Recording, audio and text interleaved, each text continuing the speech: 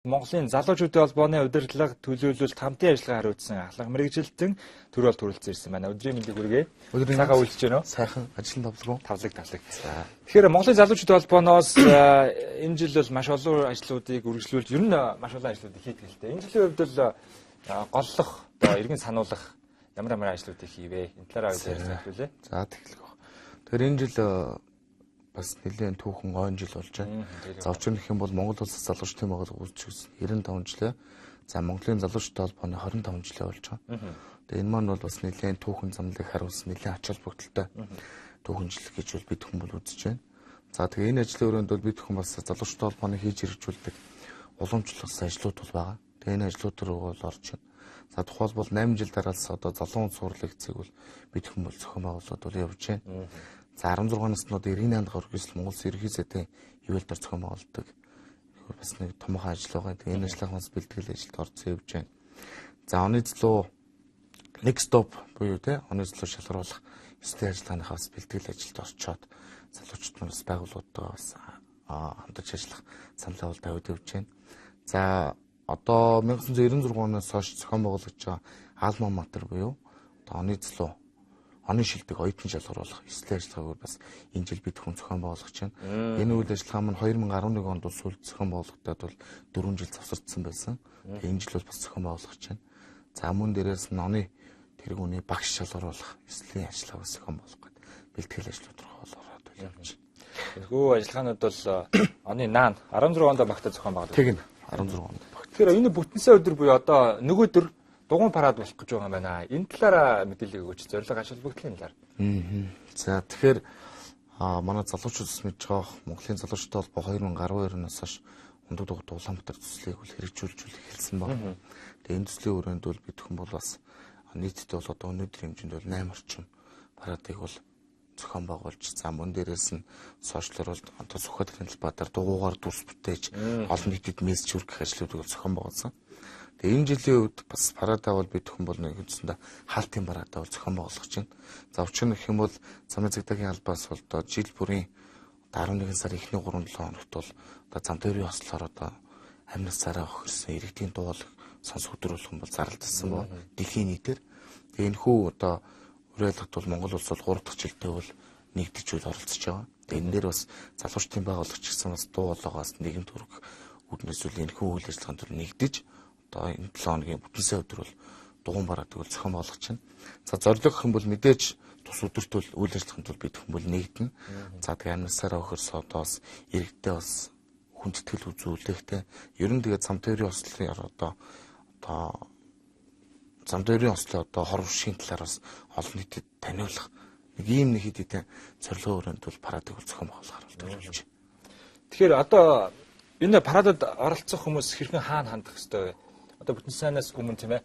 Тэгээд яг иргэдэд яг энэ парадын талаар мэдээллийг хэр түгээж байна? Иргэдэд оролцох иргэд ч юм уу одоо иргэд мэдээлэл хэр их авч чадаж байгаа вэ? Мэдээж бид хүн бол сошиал болон захин ертөнцөөр бол одоо парад болно гэсэн мессежийг бол олон нийтэд төлөвлөж байгаа. Тэгээ бидэнтэй бол параданд бол мэдээж нөгөө одоо дугуйн клубүүд, за мөн дээрээс нь залуучдын холбооны салбар нэгж байгууллага, аж ахуйн нэгж байгууллагуудын төлөөллүүд. За тэгээ хамгийн гол нь иргэд маань бас ингээд оролцъё. Танаа одоо энэ параданд нэгдэх гэсэн юм саналуудыг ирүүлж байгаа. Тэгээ бүтэн сайн өдөр бол бас нэлээ олон хүний бүрэлдэхүүнтэй бас парад бол бас явах байхаа гэж бидний зөвшөөрөл харж байна. Нэг талаараа би бас ховдоо бол ингэж бодож байна л да. Одоо ингээ хүүтэрсэн. Тэгээд цас орцсон халтраа гуулгаа маш их байна. Иргэдийн хандлага нэлийн ямархуу байгаа бол ер нь сөрөг хандлага ер нь бууралттай ч юм уу ер нь идэх сул байгаа ах гэж ажиглагдаад байна л да. Яг нөгөө альтраганаас зайлсхийгээл за хүүтнээс имээсэн айдастай. Тийм болохоор идэх нь одоо хэр үт юм бол гэж би санаа зовоол байна л да. Зөв мэдээж зөв бас гоё асуулт байна. Тэгэхээр ерөн зүгээр бид бол мэдээж нөгөө юм постлохт бол мэдээж хувийнхоо одоо бас нэг аюулгүй байдлын талаар бол мэдээж мэдээлэлүүд өгч байгаа. За одоо жишээ нь тулгаанаа каск зүүх ч юм уу те дулаан хувцлах те. За мэдээж бол одоо цаанц зохион болж очиж бол бид хүмүүс талбайгаас 400 мөртлөө явна. Тэгээ бидний одоо явах парадын дээр бол замыг бол цэвэрлсэн байгаа. Тэгээ энэ дээр бол бид хүмүүс яг хувийн аюулгүй байдлыг хангах тал дээр бол бас бид хүмүүс бол мессежийг бол залуучдад бол хүргэсэн байгаа. Тэгэхээр манай улсад сүүлийн миний санджаагаар сүүлийн 3 жилд бол маш олон зам бүтээн байгуулалтыг бол хийж байгаа. Дугуйн замуудыг бол нэмэгдэж тавигдж байгаа. Төдийл нь тийм сайн хөгжөөг байдаг шүү. Дугуйн зам тийм олон ч байдаггүй. Энэ тал дээр танай байгууллага зохиох байгууллагт нөхцөлт гаргасан уу? Яаж ажиллаж байгаа юм бэ? Мэдээж ундаг дугуйн улаан төслийн өрөөнд бол за хууль хяналтын байгууллагт бол бид хүмүүл тавьсан. За мөн дээрээс нь 2014 онд бол Монгол Засгийн газарт бол ундаг дугуйн улаан төслийг бол өргөн барихт бол бидний үйл ажиллагаа дэмжсэн. Тэгээ мэдээж яг энэхүү төслийн одоо дотроо бол хэд хэд ажлууд байгаа. За хууль эрх зүйн орчин, за дид бүтцэс те дугуйн хэрэглээ гэдэг юм хэд хэд өвчин зүйлсүүд байна. Одоо эргээд бид хүмүүс харахт бол ерөнхийдөө Улаанбаатарын орчинд бол за нийтдээ 70 орчим дугуйн зам километр дугуйн замыг барьсан байдаг. За томоохон аж ахуйн нэгж байгууллагуудаар бид хүмүүс уриалгыг явуулаад тухайн байгууллагын гадна бол одоо дугуйн зогсоолыг бариулах энийг бол өрнүүлсэн. Энэ дээр бол одоо бас томхон худалдааны аж ахуйн нэгж байгууллагууд бол дугуйн зогсоолт болсон ба. За хамгийн гол асуудал нь бид бол зөвхөн Улаанбаатарт бол яг энэ гүйцэтгэлийг бол бас хэрэгжүүлэхээс гадна орон тойроор бол бас хэрэгжүүлж эхэлсэн ба. За орон тойрны хэмжээнд гэх юм бол бас мөн дээрээс нь дугуйн зогсоол барих. За тухайлбал одоо Орхон Дархан, за Арангааг аймагуд бол аж ахуйн нэгж байгууллагууд дээр бол бас уриалга төшөөлээд дугуйн зогсоолтой бол болсон. За мөн дээрээс нь дугуйн аймагт бол өөрсдөө гэсэн дугуйн замыг бол бариулсан ба. Тэгээ энэ дээр бол юу гэж түгэнж байгаа вөхөр мэдээж жилээр өгсөн бол залуучдын дугуйны хэрэглээ бол нэмэгдэж байгаа. Тэгээ энэ дээр бол бас бид хүн бол залуучдын байгуулвал мэдээж эмчилгээний өрөөнд бол за дугуйн одоо эрх зүйн орчныг те тэр дундаа дугуйн хэрэглээг нэмэгдүүлсэн байна. За мөн дээрээс нь дугуйн замтай болсон байна. За мөн дээрээс нь одоо дугуйг одоо мэдээж байгууллагын гадаад хулгаад янз бүрийн сэтгэлээс хамгаалах хүнээс дугуйн зогсоолыг бол бас бариулсан нь нэлээд ач холбогдолтой байна. Тэгэхээр түрүүн бас дурдлаа 4 жилд тасарсан байсан оюутны энэхүү арга хэмжээ, за багш нарын урамшуулах арга хэмжээ гэх энэ ондоо багтаа зохион байгуулах. Тийм. За 17 он гарахаас өмнө өөр бусад ажлуудын төлөвлөгөө юу вэ? За эх 2017 онд мөн төлөвлөж байгаа томоохон ажлуудын талаар төлөвлөгөөгөө хуваалцаач. За мэдээж бид хүн бол сар сарыг бол уриалга төшөөлөн бол ажиллаж байна. За тэгээ энэних өрөөнд бол түрүүлсэнчлэн ажлууд бол бид хүмүүс зохион болно.